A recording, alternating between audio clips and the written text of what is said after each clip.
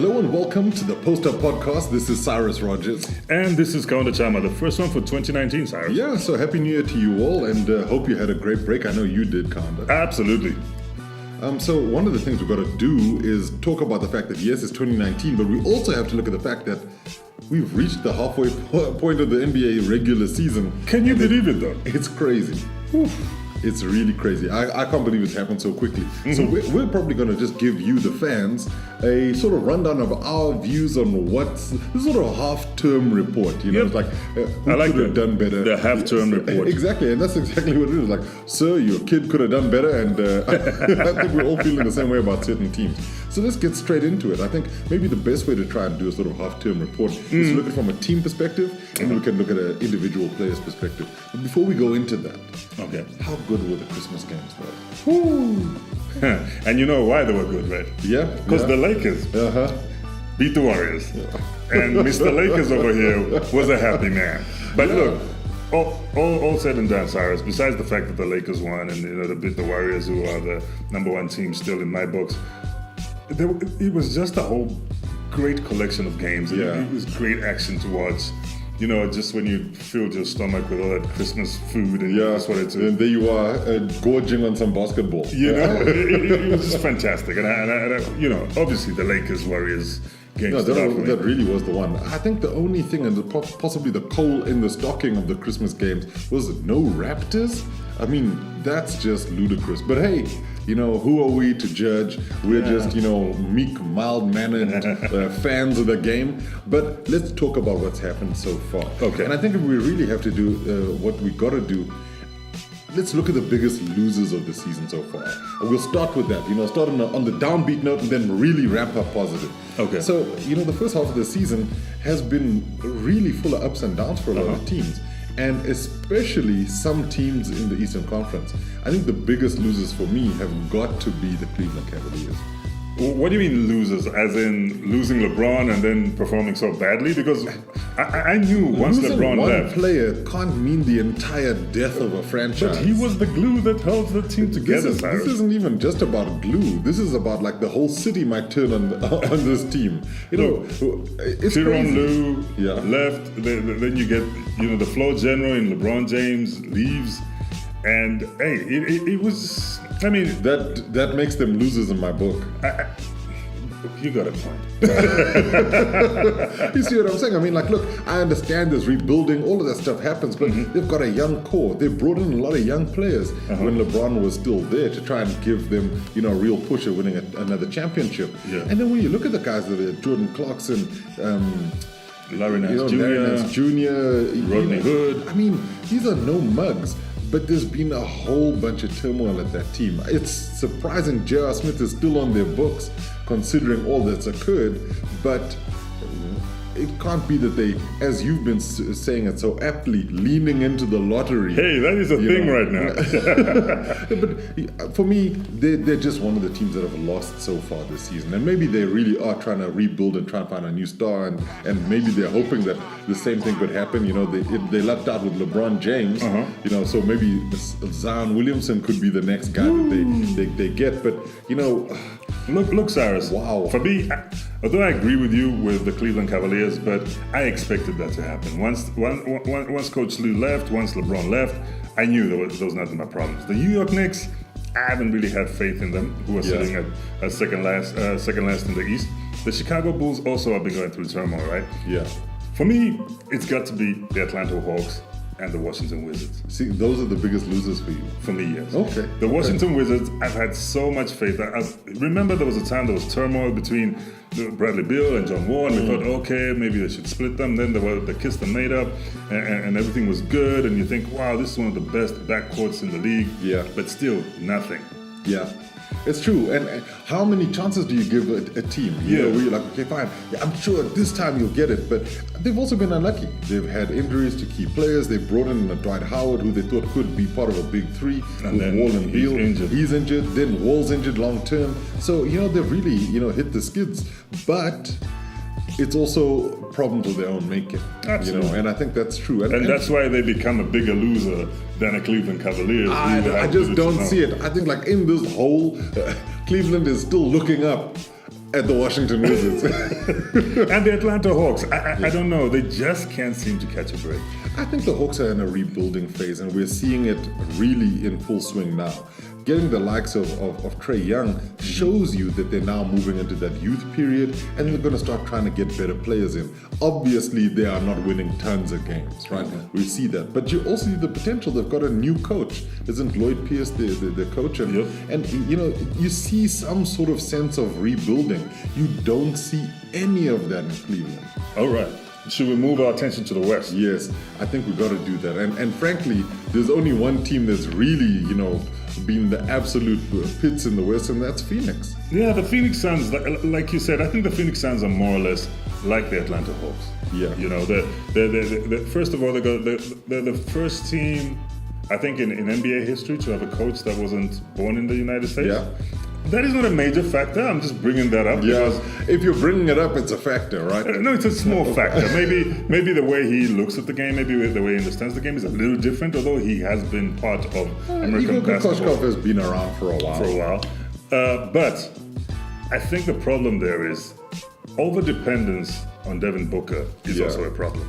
Because what I think the Suns are missing, in my opinion, Cyrus, Your humble opinion. In my little humble opinion, is a point guard. Yeah. To pair up with Devin Booker. They've got the two in Devin Booker and the young center DeAndre Ayton. Yeah. Which is a great pairing. The pairing is good. But they need a solid point guard. They need a solid point guard who can work, who can take away some of the work from Devin Booker and maybe distribute to Devin Booker because he's a great shooter. And I guess more maturity as well, because as is, everybody seems to think, okay, fine, they're definitely going to be in the lottery. They want to try and get a good pick. And yes, they'll probably get a good pick if they're in the lottery and things pan out for them. But is another youngster really what the Phoenix Suns need? Surely they'd get somebody. Maybe it's a Zion, maybe it's an RJ Barrett, whoever it could be coming through the college ranks. But they've got to get more mature players in there, and especially somebody who can be a proper floor general, That's why I was quite shocked when the let go of Trevor Ariza. I was like, but that's quite a nice piece to have. In terms of maturity. Yeah, in terms of maturity and experience. I mean, he won a championship with the LA Lakers. You got to remember, he's got the experience to go all the way. Yeah. And I was thinking, wow, maybe he can, bring that veteran experience, but as fate would have it, he ends up with the Wizards. And what's weird is now I'm starting to see a link that I didn't see before. Ariza was at the Houston Rockets at the beginning of the season. They were not doing well at all. They get rid of him. He goes to the Phoenix Suns. Oh my goodness, the rot has not stopped. It has not been good. He then gets traded to the Washington Wizards.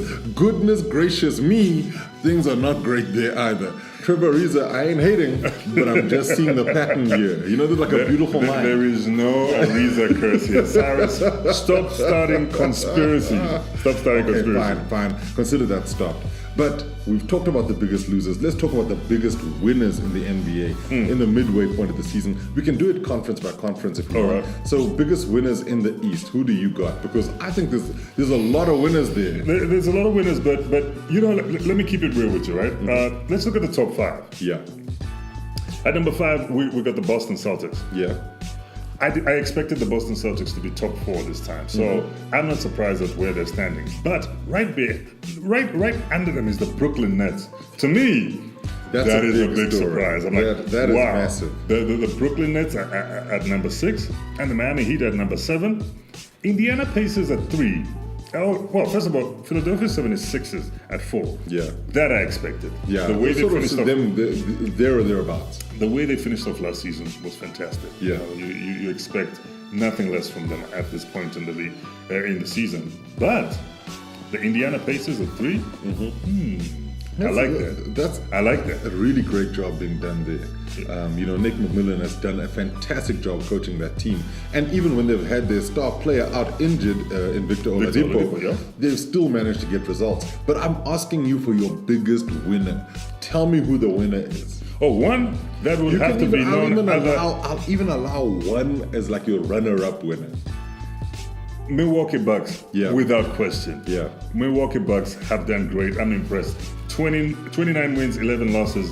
They're comfortably a 500 team, Yeah. and they look to if the Toronto Raptors, who are sitting in second, are not careful, the Bucks could finish top of the Eastern Conference, East at the end. So if I had to give it to one, it's the Milwaukee Bucks, and I'm happy. Yeah. Because this does a lot.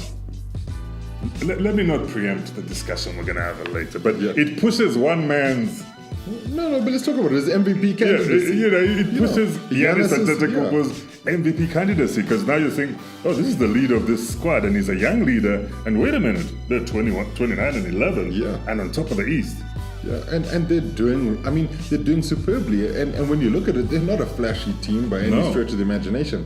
They've only really got one star player, and the rest are fairly good players around them. So, I think that they're probably my winners of at the midway point. Uh-huh. Although it's almost a toss-up between them and the Toronto Raptors, because yes, we know Kawhi Leonard is a fantastic basketball player.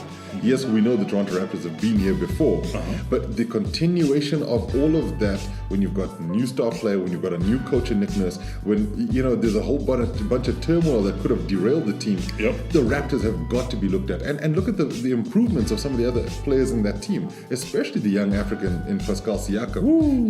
You love seeing these guys grow. So for me, yes, the Milwaukee Bucks, biggest winners of at the midway point, but the Toronto Raptors are probably just like a step back in terms of they could have won it, missed out of the buzzer. A step back like James Harden. No, that's a walk back. But anyway, the moonwalk back, whatever you want to call it, it's ridiculous now. Because the reality, sorry, now I'm going off topic here, but the reality about this James Harden step back is if somebody else tries to do it the way he does it, they get called for a walk. I'm just saying. Do I smell some favoritism in the booth? Referees, let's get your act together here. Okay, so we've got our biggest winners at this Eastern point. What team for you is the most fun to watch? What team is the Cyrus? I'm gonna sound like this is favoritism. Okay, let me keep it real. I was gonna say the Los Angeles Lakers because I'm a Lakers fan. It's all good to say that. But because of what James Harden is doing, I am really enjoying watching the Houston Rockets and Clint Capella. See, the thing is, James Harden is performing so well. Yeah. You might be forgetting how well Mr. Double-Double is doing. Clint Capella's playing well. James Harden is seeing him in the paint. He's getting those dunks. He's getting those second chance buckets. So I'm really liking watching the Houston Rockets this season. Okay, for me, my favorite team to watch, the Denver Nuggets. You just don't know what's going to happen. It's such a surprise. I actually almost called them. We actually didn't finish our biggest winners because I know in the Western Conference it's got to be the Nuggets. Gotta be the Nuggets. But I think the thing for me is that looking at the best team to watch, it's got to be the Nuggets because you just don't know what you're going to get. Jamal Murray is a fantastic player to watch. Nikola Jokic, the Joker, he is just superb. Those triple doubles that he's pulling off, the passes. He's not like a big dunker or doing some crazy stuff, but man, are they fun. They're definitely fun to watch. I especially the Joker for me, what he's doing as a big man. I mean, flipping shots over other big men like Hassan Whiteside or Bam Adebayo or someone like that. He's young. He's still young. Yeah. And I think he can own the paint. Yeah. Regardless of who's there. Maybe even one of my favorite big men in Joel Embiid might have problems trying to take Nikola Jokic. Trying to stop him from doing everything. Absolutely. Look, I think he'll stop him from scoring, but he can't stop him from passing. But just to go a little further back, who's your biggest winner in the Western Conference? My biggest winner in the Western Conference, I have to agree with you, the Denver Nuggets. Cyrus, to be honest, at the beginning of the season, if you had told me Denver would be top of the West. Denver would be top of the West at this Midway, point, yeah. I'd be like, no way. I would have even put the Utah Jazz above them, yeah. the Denver Nuggets and look at where the Utah Jazz are sitting. And that's probably why we're not coaching in the NBA and why we have a podcast that people love to listen to, because who would have seen this coming? Okay, so teams that need a big second half of the season. Just give me two mentions who you think of teams that really need to shape up and get things right. And I mean, we're not even counting teams that are tanking. All right. Or leaning into the lottery. We can call it tanking. Hey man, they're getting into the armored vehicle and they're going for the kill. I think the Utah Jazz for me, Cyrus, really need a big second half. They were so great last season. Yeah. I love Donovan Mitchell. Rudy Gobert is great. Jingling Joe Ingles. they're just a great team to watch. Tabo Cephalosha is back. I love the way he's wearing the South Africa Swiss-inspired Air Maxes. And I like the team. You know, I like the Utah Jazz. I think they've got a lot of promise. They got a lot of youth in there as well, and they just play well. But I think they're going through a rough patch. I mean, they're a 500 team. They're 21 and 21. But I think they need a big second half. They need to turn things around. And I tend to agree with you in terms of what they need to do there. And I don't know what Quinn Snyder's going to do, but he's got his work cut out for him because that Western Conference is absolutely mental. Can I give you my second team? Yeah, go for it. My second team is the Detroit Pistons. The Detroit Pistons, first of all, we've got to remember what the Detroit Pistons did, right? Yeah. They made a big trade bringing Blake Griffin in and letting go of the likes of Tobias Harris and then sending him to the Clippers. But what happened there is, you got to remember now they've got a 29-year-old Blake Griffin. Yeah. So this is potentially the best Blake Griffin they're going to get. Yeah. Now, Lob City worked in LA for a while, and you got your Andre Drummond, you got Blake Griffin. Now, Reggie Jackson hasn't been Reggie Jackson recently. Yeah. So what they need to do, I think they need to trade for a good point guard or a better point guard, and I think then they can have a better second half because they've got promise, and I would love to see the Detroit Pistons in the playoffs. It's just tough because they don't seem to have the personnel anybody else wants, and so to try and make a trade happen there is going to be tough. But I hear you because they want to try and make the playoffs. I think especially for Dwayne Casey, you know, to make the playoffs with this Pistons team that is underrated, I think he'd love to have that as an achievement and an accomplishment. So yeah, it's a good pick. For me, the teams that really need a big second half of the season, in the Western Conference, the Portland Trail Blazers, I think that they really need to start pulling up and showing people what they can do because, you know, CJ McCollum, Damian Lillard, fantastic players. Yeah. But you need the likes of Yusuf Nurkic and Alfred Aminu, one of our favorite players, to really do a little bit more and start pushing that team forward, really gain some momentum so that they don't fall behind because they're in danger of falling behind the likes of the San Antonio Spurs, the Lakers, the Clippers. You know, all these teams can really easily eclipse them once it comes time for the playoffs. So they don't want to, take the eye off the ball. In the Eastern Conference, the team for me that really needs a big second half of the season is the Philadelphia 76ers. In fact, it's a toss-up between them and the Boston Celtics because the Celtics, really the expectation on them, they haven't even come close to matching it. Don't you think that's part of the pressure why they haven't performed maybe as good as they should have? Probably. But I think that they also, it's not a chemistry issue. They've done well with these guys before. It's just understanding how they need to play and then doing that consistently. I think what happens is that when you look at the 76ers and why I choose them is that there's rumored stories about Jimmy Butler being unhappy in Philly as well. And that recent run-in with the coach is not going to help at all. Will Jimmy ever be happy? Well, maybe if he not. moves to Jimmyville. But this is the other thing, right? Is that his happiness really is also contingent on what the team is doing and how well they do. So yes, he might not enjoy playing in the system that they're playing in because Brett Brown has got his system in Philly. But if that team is doing well, they're a high seed in the East.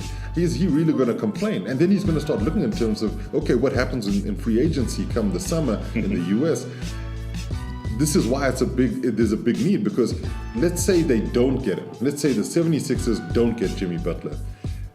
If they do push forward and they manage to get really deep into the playoffs, it makes them a desirable location for other players to come to. And then they can say, look at us. We've got Joel Embiid. We've got Ben Simmons.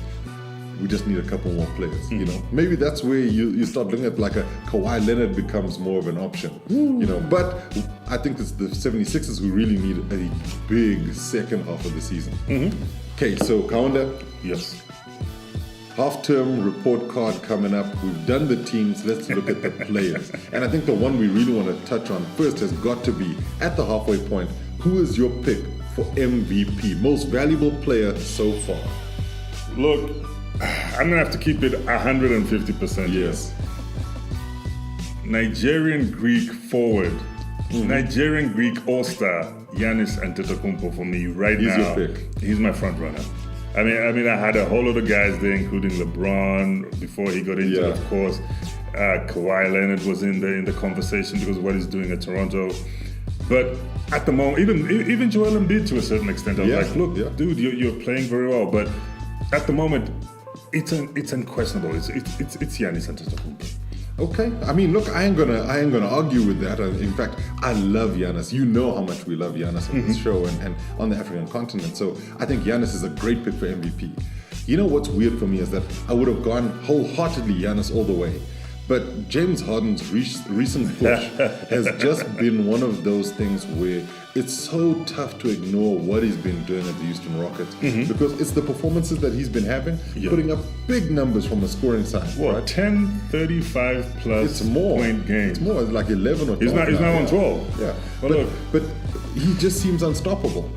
Then look That's at because him. he travels. He's got his passport, okay? He's got his passport. Get on his back. Look, I think that obviously the traveling is a bit of an issue, and in essence, it's become to overshadow some of the things that he's been The great stuff that he's doing. And I think that's also become, it's great to joke about these things. It's become meme-worthy.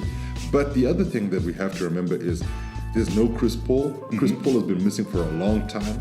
And he's had to basically pull this entire franchise up by himself. In fact, they've connected all sorts to his beard and he's just pulling it. He's pulling it like a cart horse. And he's had a little bit of help from the likes of Clint Capella, but not necessarily as much as you'd expect from the likes of PJ Tucker. At least Austin Rivers is starting to do some stuff as he's joined that team. So I think that for me, James Harden is probably at the midway point my pick for MVP. And I hate to go against an African player, but I think that's It is what it is. All right, so we've done our MVP pick, Rookie of the Year candidate. Cyrus, I was going to say it's DeAndre Ayton, but I've also got to keep it 150% here. Keep it as 150% as you can. That young man, Luka Doncic. Yep. He is just doing wonderful things. He really is shooting well. He is defending well. He's going to the hoop well. He's even celebrating well. Yeah, that's it. His celebrations are priceless. And I love the brotherhood with him and DeAndre Jordan. There seems to be some sort of camaraderie they're building, and they have fun together and do things. And I just think, obviously, he's had a bit of an advantage over other rookies in that he's won a European championship. He's played in Spain. He's done so much. He's done so much. EuroLeague MVP. Even before he arrived in the NBA, but that's his advantage. Everybody has got their own advantage. You know, like you could have been a big college player, or you'd have been the best at Duke, you'd have been the best at Stanford. That's his advantage, and he's a rookie. So look, Luka Doncic, he gets my vote. And I have to agree with you 150%. That's what seems to be the number we're using these days.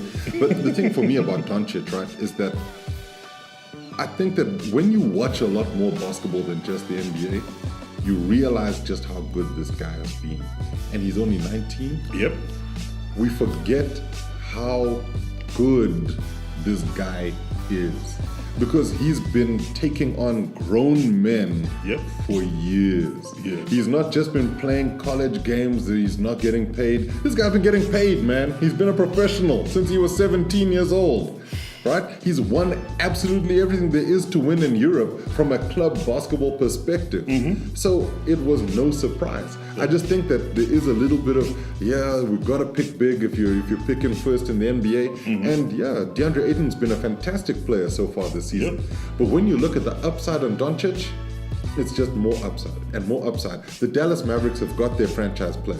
They're not afraid to say goodbye to Dirk Nowitzki anymore. So Cyrus, sidebar, real quick. So did the Atlanta Hawks lose this one?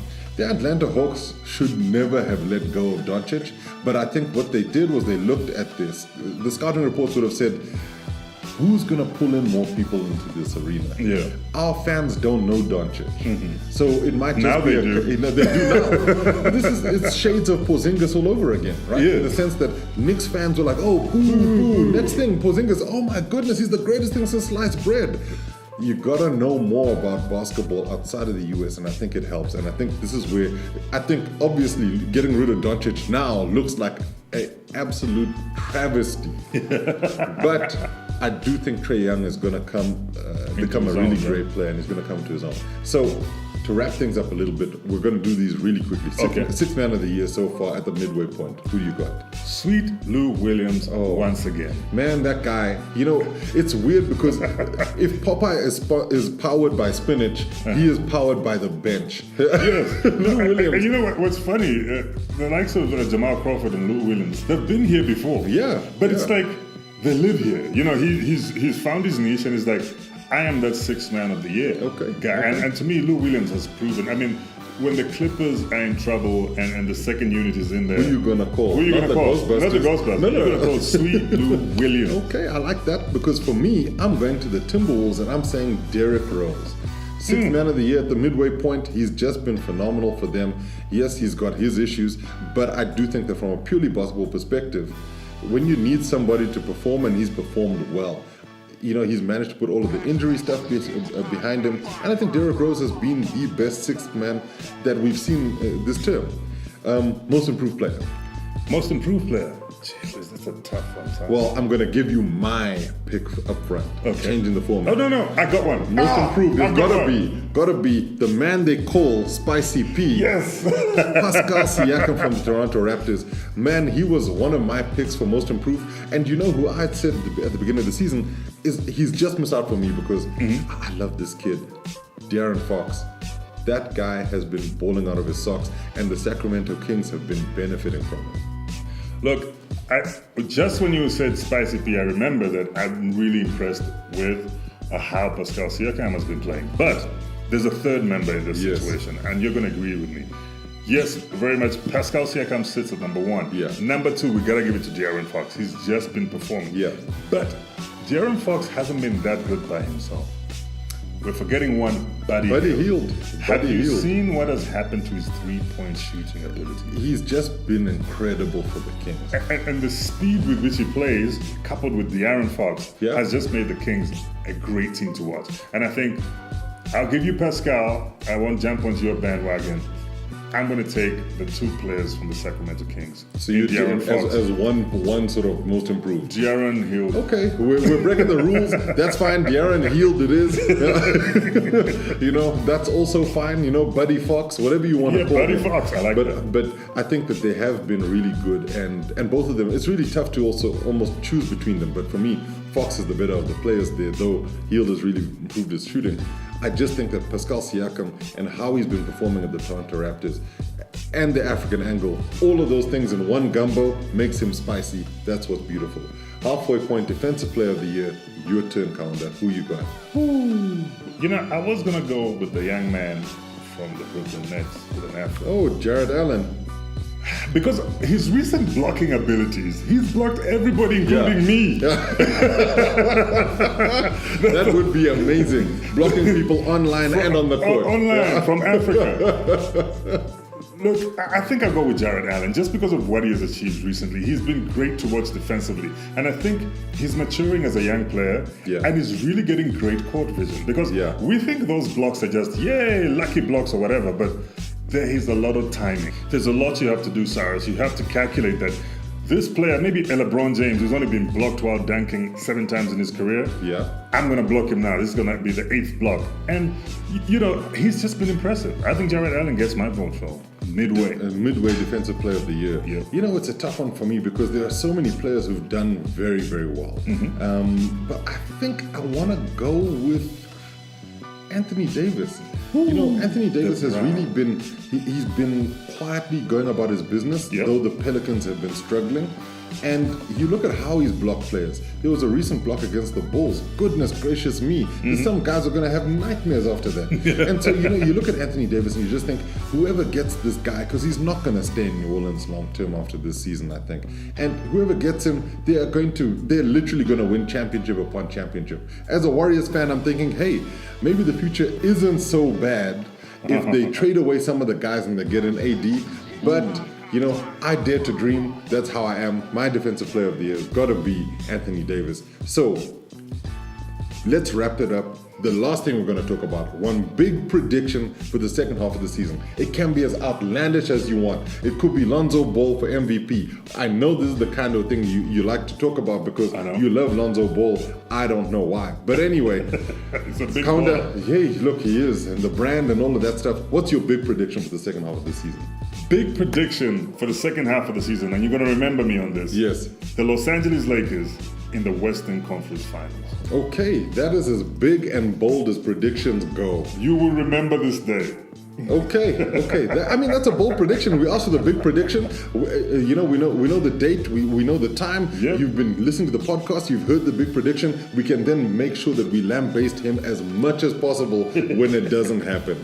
My big prediction for the rest of the season.